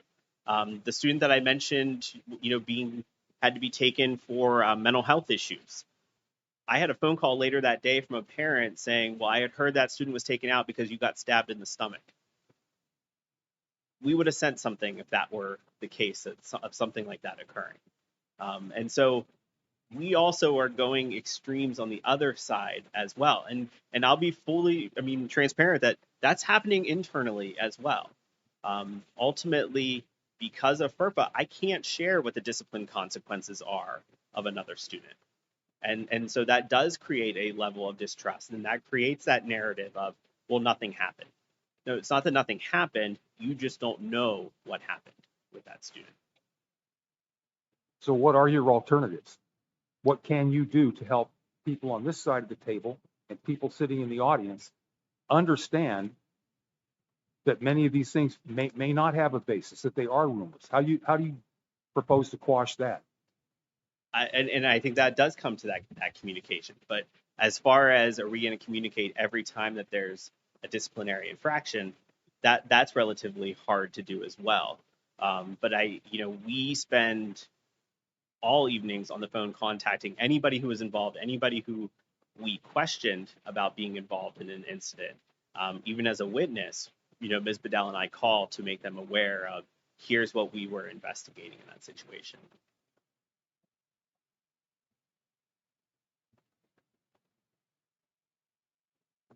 I have a question for you. Sure. I've heard my fellow board members mention how parents have came to them with issues, concerns they've had. My question for you is, if you know the answer to it, is how many reports have you received through the Safe to Say system from students or from parents, which is an anonymous system? They don't have to give their name, and it is used to report unsafe conditions, fighting, bullying, whether it's in school, cyberbullying. How many reports have you received through that system? Off the top of my head, I don't know the exact number, but I can tell you it's quite a bit. More than I've ever had kind of go through. And each of those, requires an investigation into what's going on. And unfortunately, some of them, if it's 2 a.m. and they're calling on a weekend and there's a set of 4 of us that get called, that's, potentially working with law enforcement to send out at that time. That's why, if you remember earlier in the year, we did have the vague threat that existed that we did have to have the building cleared. That came from a Safe to Say tip that was entered. I just want to make sure that that system is being used. Parents and students are aware of it, and that you are following through with it. Thank you.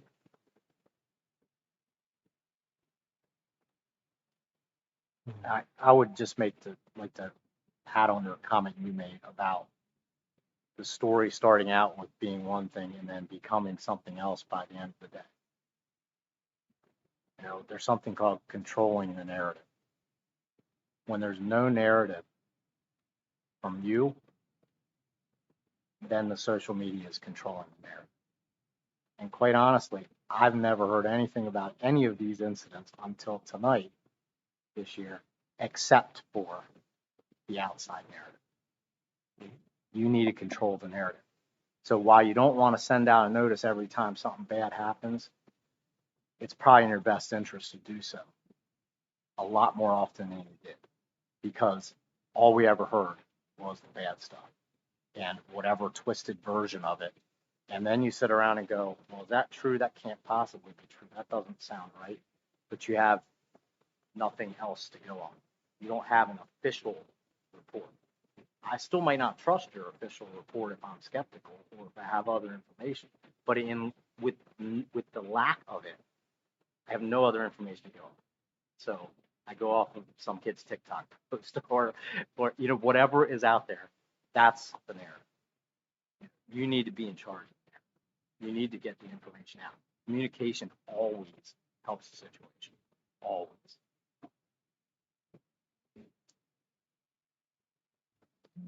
Thank you, Dr. Thank you. Sten. And that concludes the superintendent's Thank you. report. Mr. Chuley.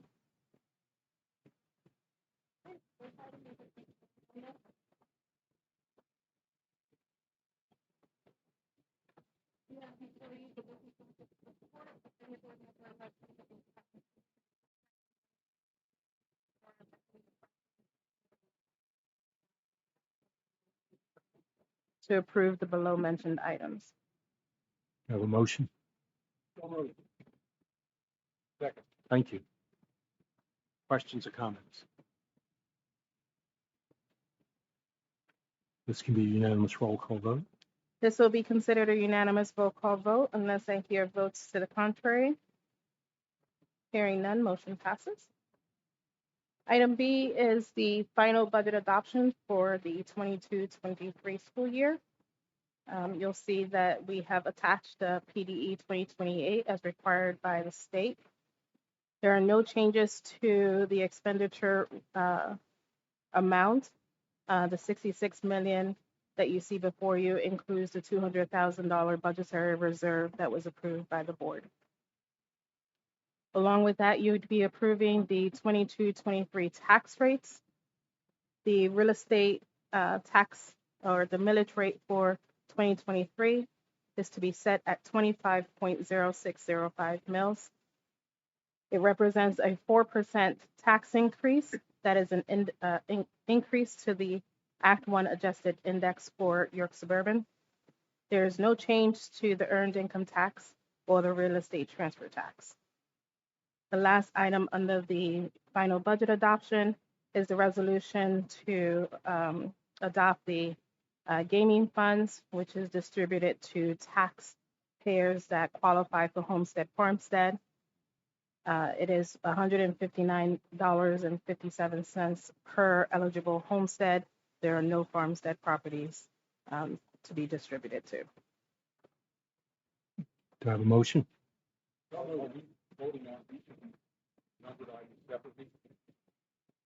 We weren't.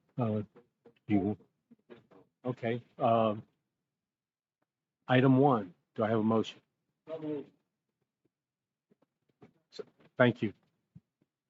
Questions? Comments? Yes, you're probably not going to be surprised to know that I will vote no on this. Folks, we don't live in a bubble. County taxes went up 17% this year, which is about the same as a 4% school tax hike. That means whatever we're talking about is the median increase, double that, because the county has already done that. We're also facing a doubling or tripling of our sewer tax bills. You all know that. When the city bought the wastewater treatment plant or sold the wastewater treatment plant for $235 million, they've decided that they're going to have everybody that's part of that system, including Spring Garden Township, pick up the tab. So just imagine what your sewer bill is now. It's going to go up double or triple 3 years down the road when the exemption wears out.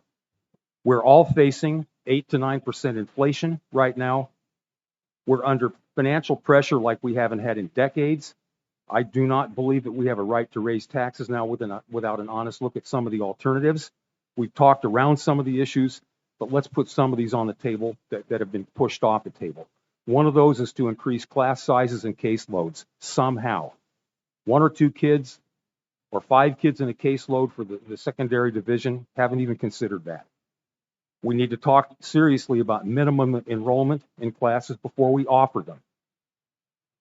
My understanding is that we have some classes with 6, 7, 8 kids in them. That's not good utilization. We need to think about what we learned from COVID, some flex schedules, better use of technology, something to drive these costs down. We have an education model that is financially unsustainable. We know that. Every time we get budget projections from our business office, they show millions of dollars of red ink. And here we go again. We're going to raise to the max, and we're still going to run a deficit budget. FFP is not a given. And in the time that it's taken from the last presentation until now, you can probably estimate a 5 to 10% increase in the cost of materials and labor. And you can also double the interest rates if you'd care to. So our $130 million, $250 million expenditure might be 20, 30, 40% more than that if we actually execute it. I don't know how we can do this year after year. We're pushing the same education model, even FFP, if we look at it seriously, shows bigger, newer, but not different. Bringing the grade levels together may have some educational impact. I understand the equity piece. I understand the financial efficiencies, but I don't see an academic improvement. Then that was part of the charter. That was part of our initial charge. So I don't think we're over the hump on that one. A bigger set of buildings with bigger schoolrooms and flashy, shiny, lovely shared spaces is something we just simply can't afford right now. I will not vote for this budget, and those are the reasons why. Other comments? On top of that, I concur with a lot of what Mr. Sears just said. The other glaring area that has not been adequately addressed is how we get our cyber charter kids back. We talked about it, we've said it, but the kids keep going out. And in our budget, we have a number in there that quite easily, I'm not saying that we would ever get 100% of those kids back, but if we got half those kids back, it would eat into our annual deficit pretty dramatically. It's disappointing that we talk the game, but we don't play the game and try to get the kids back. So I'm not voting for this budget either, because I just feel that we haven't addressed adequately the expenses that we could have addressed, and we certainly haven't addressed bringing those kids back in cyber charter, and for a lot of the same reasons that Mr. Sears said. Again, I'm voting no on this.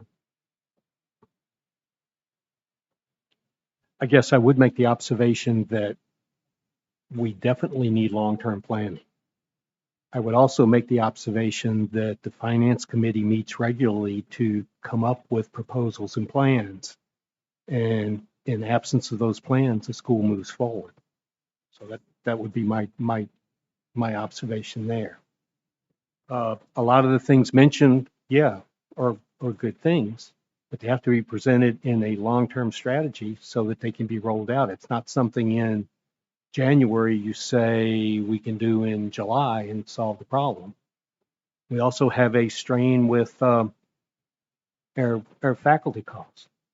Our budget for benefits and salary is a major portion of this piece. If we're going to change that, we're going to control that piece.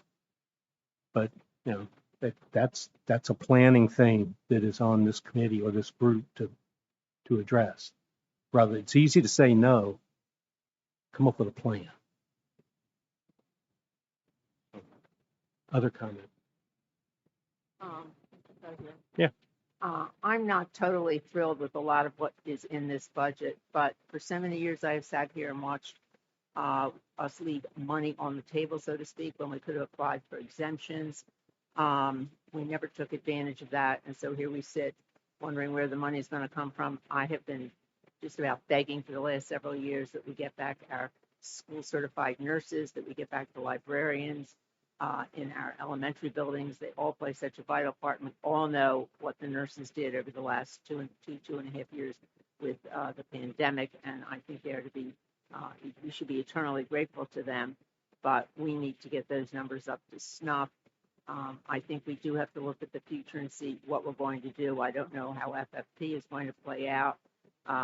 We started to put some money into this budget at 0.41 mils, which is about $735,000. If nothing else, maybe it'll help us with some of the repairs that we're starting to do. And I'm glad to see that we're going to start to do some of these projects that have been on a major project list for many, many years. And I think we need to start to look at them regardless of what we do for the FFP.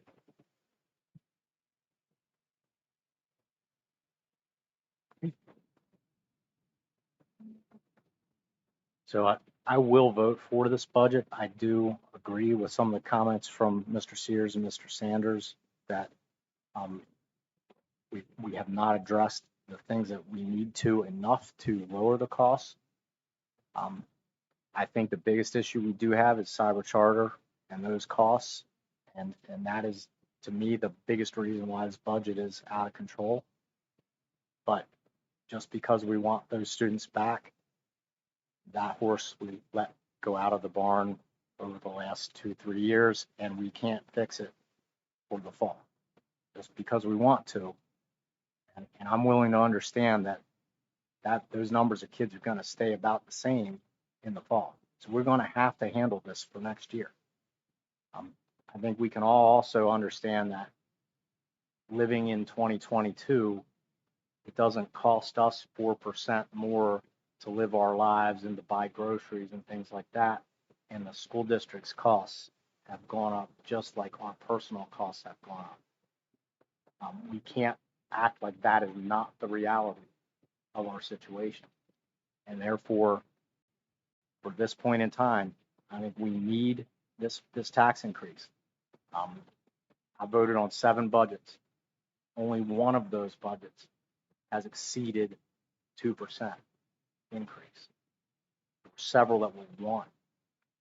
And while Mrs. Fryrick doesn't like that we left that money on the table, I'm absolutely thrilled that we left that money on the table those years. And I voted for it every time, and I wanted it every time. This year, the reality is I got to vote for 4%. So that's what I'm going to do tonight. Other comments? Can we have a roll call vote, please? Mr. Posnell, Yes. Mr. Sears, No. Mr. Sanders, No.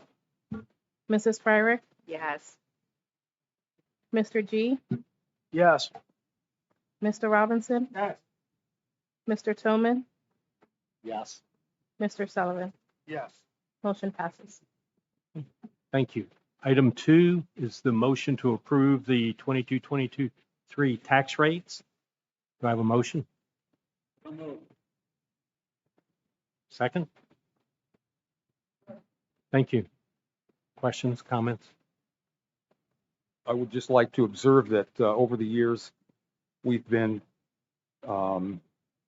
diligent in following guidelines, board guidelines, but one that we haven't followed diligently is the board guideline with respect to our unassigned fund balance.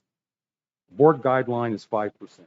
The budget has an unrestricted fund balance of 7.2% in it.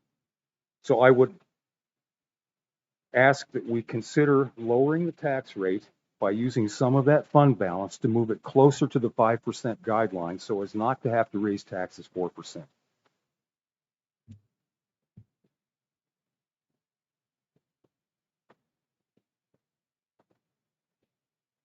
So I'm a little stuck. You Is that an amendment? An amendment? I'd like to amend that we make the tax rate 3%. Second. Counselor? So there's now to be discussion on that amendment, and then we will vote on whether that amendment is successful. Okay. All right. Questions or comments other than what Mr. Sears has already said? Okay, can we have a roll call vote on the amendment?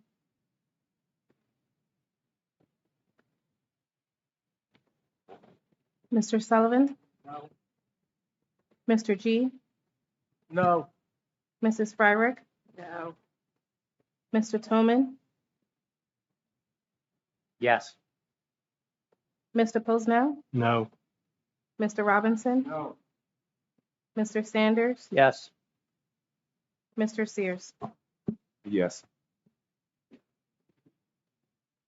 The motion fails, so the original motion for 4% tax increase is on the table. Okay, could we have a roll call vote?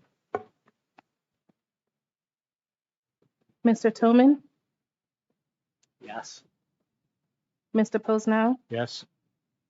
Mr. Sears, No. Mr. G, Yes. Mrs. Fryrick, Yeah. Mr. Sanders, No. Mr. Sullivan, Yes. Mr. Robinson, Yes.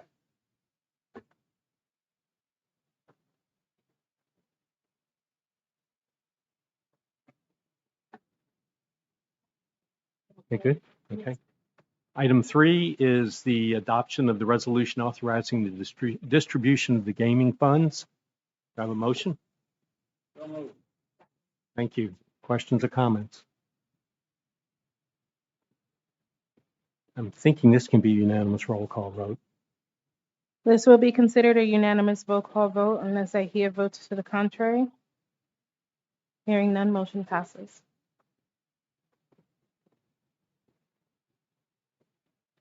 Item C is the recommendation from the Property and Finance Committee committee for the 2023 capital improvement projects to allow the administration to advertise and solicit bids. So moved. Second. Thank you. Questions, comments? I have a question on this one. It says in the absence of a decision on the future focused planning. So let me get this straight. We're having the architect and engineers work on these bid documents.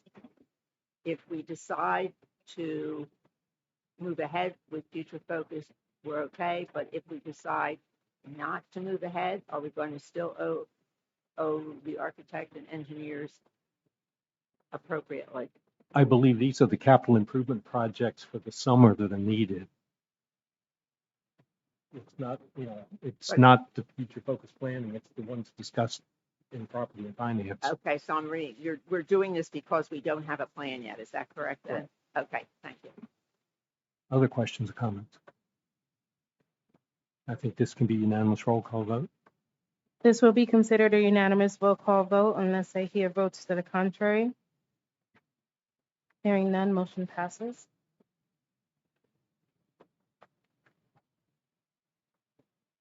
Item D is a quote from Trane to replace the refrigerant sensors on circuits 1 and 2. During a routine inspection, we were made aware that there was a oil valve that was leaking on the compressor, and the temporary sensors on the evaporator and condensers needed to be repaired. So this quote addresses those two issues. Do I have a motion? So moved. Thank you. Questions, comments? This can be a unanimous roll call vote. This will be considered a unanimous roll call vote unless I hear votes to the contrary. Hearing none, motion passes. Item E is the recommendation for the renewal contract with Whitson's as the food service management company for the 22-23 school year. As we mentioned several times during our Property and Finance Committee meetings, as well as our budget meetings, it was time for us to do an RFP for our food service management company. This process is dictated by PDE from the specifications to the timeline of the proposals, even to the scoring. We decide the matrix, the points to the matrix, but all of that is part of the package that PDE regulates. The committee, which consists of myself, Mrs. Fry, and Mrs. Jackson, met with two of the top vendors. Those two top vendors was Whitson's and Nutrition Group. And ultimately, we are recommending that we move forward with Whitson's. So a couple of highlights as we move into the 22-23 school year is that Whitson's is guaranteeing the school district a financial outcome of $100,337. And this does include increase in wages to start at $13 an hour. Through this, we will also have 4 additional employees in the cafeteria. They would operate as cafeteria monitors at each of the elementary schools. And then our focus is student engagement and increased breakfast participation. And so I would ask for a motion to approve Whitson's. Questions, comments? This can be unanimous roll call vote. This will be considered a unanimous vote call vote unless I hear votes to the contrary. Hearing none, motion passes.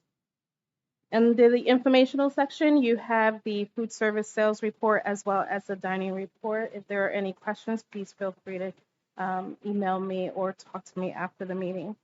The second item, which is not under the informational section, is just a follow-up from the May 9th board meeting. I was asked regarding our mentors and mentees, and so I wanted to make sure that I followed up at a public meeting as requested. So we do have several extra duty assignments that assist and support new teachers, as well as long-term substitutes and employees transitioning into the new buildings. This program ultimately falls under the PDE's Educator Induction Plan guidelines, and you can find reference to the program not only on the PDE website, but as well as in our board policy 333 and the district's comprehensive plan. In brief, PDE requires newly hired non-tenured professionals and substitutes hired directly by the district who work more than 45 days to undergo an induction program. The induction program is designed to support and assist new teachers entering the profession. The program also orientates these new teachers into the district's instructional practices, curriculum framework, and comprehensive plan. As part of the program, it is required that each of the inductees, which we refer to them as mentees, receive a mentor. And they do receive a stipend. They receive a stipend outside of the contract. This is duties above their everyday. They have responsibilities. Mentors are responsible for addressing instructional support, professional support, as well as personal support. They are required to attend one preparation meeting during the summer. They are required to attend after-school meetings and seminars. The mentee is also required to do these same activities. And as I mentioned, they do receive a small stipend because it's substantially less than what their per diem rate would be to cover the duties outside of the contracted day. So because it's outside of the contract, the board does approve mentors, mentees, and other assignments such as the new teacher collaborators or the transfer collaborators at the beginning of the school year. Occasionally, mid-year, we would approve someone who started mid-year because they didn't start at the beginning of the school year, but are still required to be given a mentor. And so that's my update for Mr. Sanders. Are there any questions? And thanks for the update. And again, how long have we been paying this stipend? I mean, is there a history there, or I mean, we sit up here as a board and we constantly say, because I get that it's a PDE requirement, right? And there's another unfunded mandate. In this situation, it's a requirement, and we decided to make the payment, right? So it's a requirement by PDE to do the. I the get the whole program. mentor-mentee requirement, but in that requirement, it doesn't say we have to pay. So I understand it's not a lot of money, and I understand it's outside their school day. But here we are complaining as a board that we get these unfunded mandates that come down, and yet here we are acquiescing and making a payment, right? It just seems a little bit odd that we're just like, hey, here's a little bit of money for taking time outside your day. It doesn't compute to me that we're engaging in this practice. It also doesn't compute to me that this isn't in the contract and that the union hasn't brought this up as negotiation. Well, I could speak more to that privately. Yeah. But historically, not in current negotiations. Right. And I would also add the alternative is that if it were in the contract, then the Teachers Association would have that leeway not to do the assignment or get paid at a per diem rate, which is above $400 a day. I get it. We've opened the door. And it is historic. It's not something that it's new. This is approved as part of the comprehensive plan every time we need to renew the comprehensive plan. It is not a new activity. I didn't say it was new. I get that it's historic. It's just, But you made a great point. It is an unfunded mandate but it also, in that same light, we all receive orientation. We all receive support when we're hired to a new job and to a new position.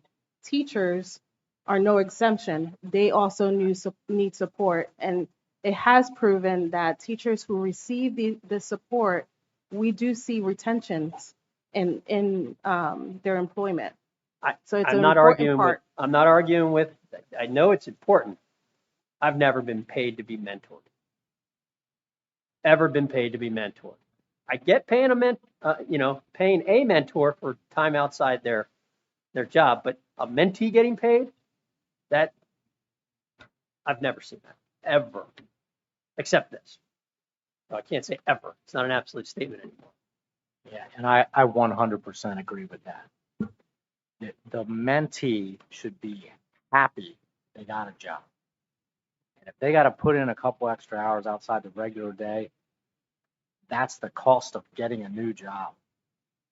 The mentor is a different story, although honestly, we ought to build into the contract that we expect our teachers to serve as a mentor every once in a while, because that's what's good for the team.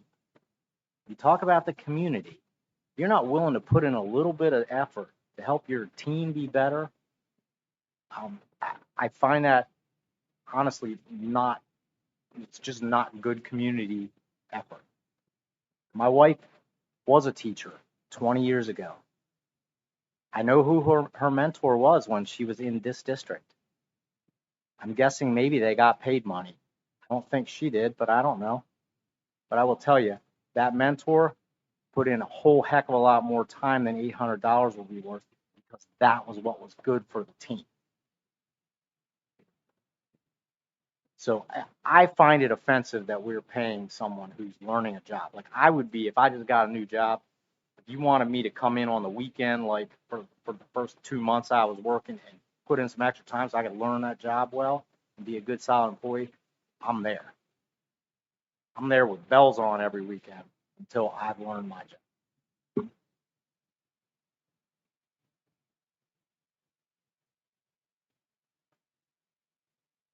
Okay.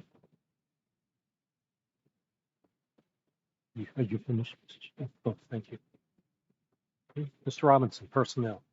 Oh, I'm sorry. What did I skip? Oh, I did. Oh, I thought you were already gone. Ms. Casey, I'm sorry. All right. So as you guys all know, graduation is tomorrow. So congratulations to the class of 2022.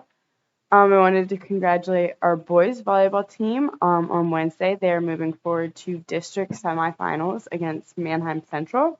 And also 2 of our track runners have made pretty big achievements. Cole Adams and Liv Kay are headed to states. And so I just wanted to say a few words, as this is my last board meeting. I wanted to thank all of you for the opportunity I've had to sit up here with you and share all of these great achievements coming up from my school and from my peers. Throughout this year, I've watched you guys deliberate over many ideas and issues that will hopefully benefit the students of York Suburban, and I'm sure that you guys will continue that support of the students, and I am very thankful for all of you. And today I am honored to introduce the new school board reps for the 2022-2023 school year. Kiara and Kylie, they're here in the audience. If you guys want to stand up a little bit and let them recognize you. You guys are going to be in great hands with these 2 young women, and I am very confident that they will give you great reports and they will speak their mind and stand up for their fellow students. So good luck, guys. It'll be super fun, and thank you guys for your time. Tough shoes to fill.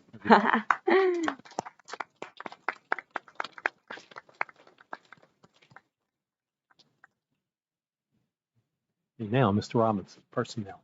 Thank you, Mr. Posnell. You have before you the personnel report. Would any board member like any of these items considered separately, or are there any questions on any of these items? If not, the chair moves approval of the below mentioned items. Do I have a second? Thank you. Questions, comments? This can be unanimous roll call vote. This will be considered a unanimous roll call vote unless I hear votes to the contrary. Hearing none, motion passes. Thank you. Communications Committee. Well, if there are no other questions, that concludes the personnel report, but we'll launch right into the Communications Committee report. We met on May 16th and offered our congratulations and thanks to Mr. Staub for the superior quality of his work in assembling and distributing district publications, one of which won an award. And we also discussed the balance that we have to work to achieve in communicating with those elements of the community that are not particularly comfortable with social media and abhor it and don't want to have anything to do with it. There actually are such people in the community, and we have to be mindful of how we communicate with them, in addition to utilizing all the latest technological upgrades and wizardry of social media and other methods by which people communicate these days. In addition, we talked about other issues that do present some measure of complexity as we go forward.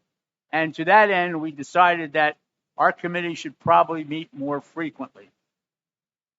If there are no questions, that concludes the Communications Committee report. Okay, thank you. Legislative update. Legislative update. Well, you've heard me talk about HB 2169 ad nauseum. The bill actually passed the House and could be voted on by the Senate as early as tomorrow. For those of you who have not committed this bill to memory, for all intents and purposes, it's a voucher bill. And it's another step by the legislature to contribute to the undermining of public education through what could be characterized as a death by 1,000 cuts. But do not despair. For those of you in the audience who are so inclined, there's still time to contact your state senator by email or telephone. And for those of you listening at home, those approaches are available to you as well. If there are no questions, that concludes my report. Okay, thank you. Ms. Frye. The Lincoln Intermediate Unit has not met.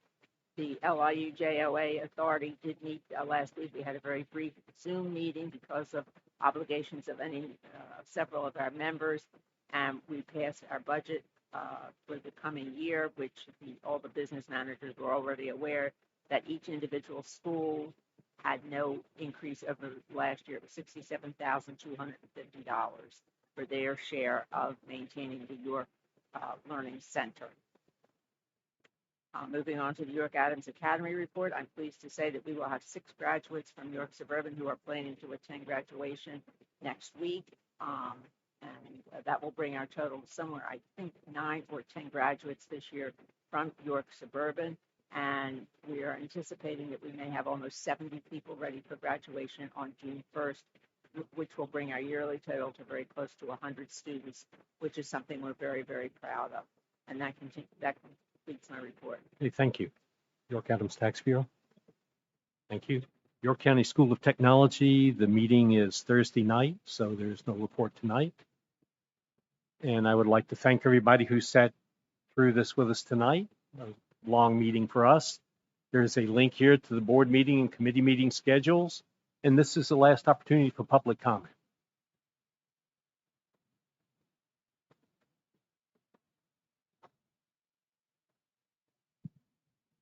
Hi, my name is Aaron Hill, and I was fortunate to take my daughter out and 4 of her friends out for her birthday last weekend. While my wife and I were at dinner with the kids, the fights came up. And I didn't bring it up, but I did question it. 18 is a BS number.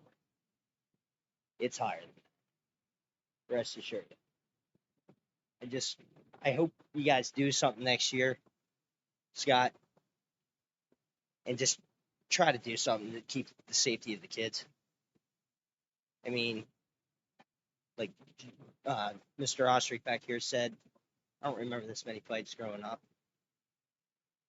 And I think something needs to take place before somebody seriously gets hurt. So, thank you guys.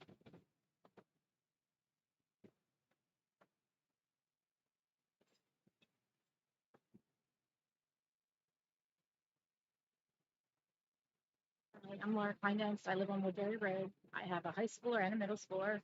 I, in the past, have been PTO president of both Valley View and Indian Rocks. I've been involved with these kids. I am also a substitute teacher, and I can tell you, I've stepped foot in York Suburban Middle School. I have not stepped back in. The disrespect from the students, the lack of support from the staff, it's not good. You guys wonder why you don't have subs for your teachers? That's why. I work almost full time for West York Middle School. They have a student resource officer. We do not have the fights and the problems there, and they have just as many issues, if not more, with students. So something has to be done at our middle school for the kids. I can say I'm glad tomorrow is my daughter's last day there.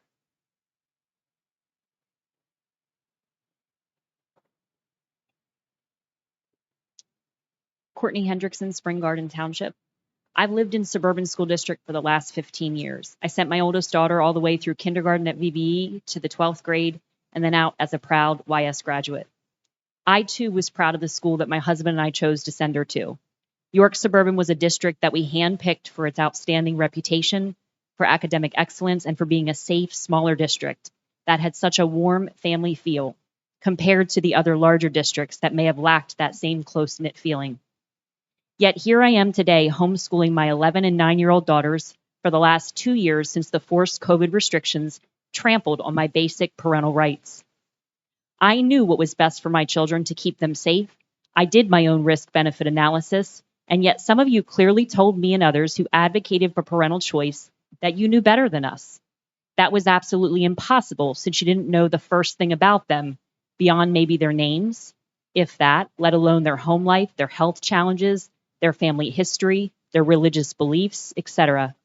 It didn't stop there. Many of you advocated for policies and voted through those restrictive policies that forced things onto children, the way they learned, interacted with their teachers and classmates. Many of you told us that this was in the name of health and safety. That's what I think you wanted to believe. Yet I'm here tonight to ask you, where is that same passion and purpose to protect the YS children from the bullying and violence that you've heard about, and then in the name of health and safety? These kids are with you, as you said, for 7.5 to 8 hours a day. Don't get me wrong, I know some of you truly do have a genuine heart for the YS kids, but simply didn't know how bad it was, but now you do. With all due respect, Dr. Williams, and I know that phrase is one that can conjure up some memories, but truly with all due respect, your fight calculator is absolutely maybe just as bad as that last COVID checker that we did, and we had all that whole debacle where we talked about that. The real life examples and the people that have written these board members is absolutely more representative of the truth than your calculator. So my one daughter is a rising 6th grader, and she would have loved to return and begin her middle school years with her friends. However, due to the ongoing reports and all the violence we spoke about, my husband and I cannot in good conscience send back our girls. I'm here again to advocate on behalf of those parents who perhaps can't as easily homeschool their children. I'm also here because we keep hearing about kids being resilient. I don't think this shows that they're as resilient as we like to have believed. I think that's more about protecting our own egos. Some people are afraid to get up here and even talk about the things that we have repeatedly talked to you about, and even the response to the pandemic. And many of you didn't listen, and yet these are the results of disturbed children. I think if you really care about YS students, you call them, you call and check on them, you call them mom and dad. You find out why they're afraid to come to school, as uncomfortable as that is. You call people like me who pulled their children. You ask why. Why are you not coming back? If you really miss the cyber charter kids, do you call those families? Do you genuinely take time to understand, maybe not to persuade them, but to just understand what is going on. Why are they maybe not coming back? Is it something you could do? I also bring up the shocking op-ed piece by Mr. Robinson, only to bring it up to say it was an example, Mr. Robinson, of what happens when somebody does bully somebody, try to intimidate them, and then nothing is done. That was an example of it, how it was handled. Is that really the standard that we set for YS? There was nothing said, nothing done, except for from Mr. James Sanders. I say all that just to say, let's stop turning a blind eye. In summary, there must be consequences that deter negative and violent behaviors from occurring. Please take action from tonight forward to increase clear communication, perhaps start a kindness campaign. Teaching empathy is key. It was something that was missed very much during the pandemic. I will close by just saying this. For those who pray and believe in God, I ask you to pray. Remember that although God has been taken out of school, God can still move and He is still working in the great teachers, the staff, the administrators, and the board members who will no doubt have a fire in their belly after tonight's uncomfortable meeting, bringing more to light the changes, though, that we need for our 15 kids seconds. to end this violence in our schools. Thank you. Other?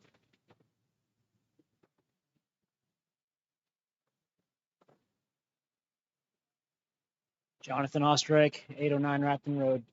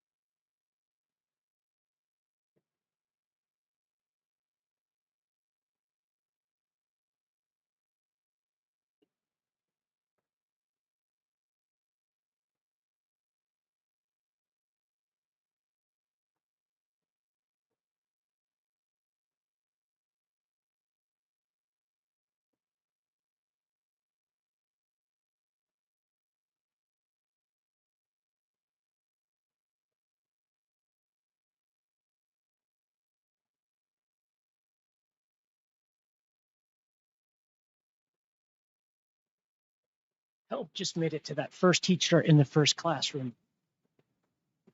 You thought that pause was long? Be in her shoes. It's unacceptable. That teacher needed help, and there was no help for her.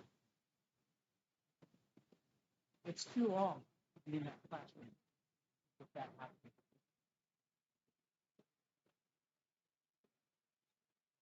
Other? Thank you. I think we're adjourned.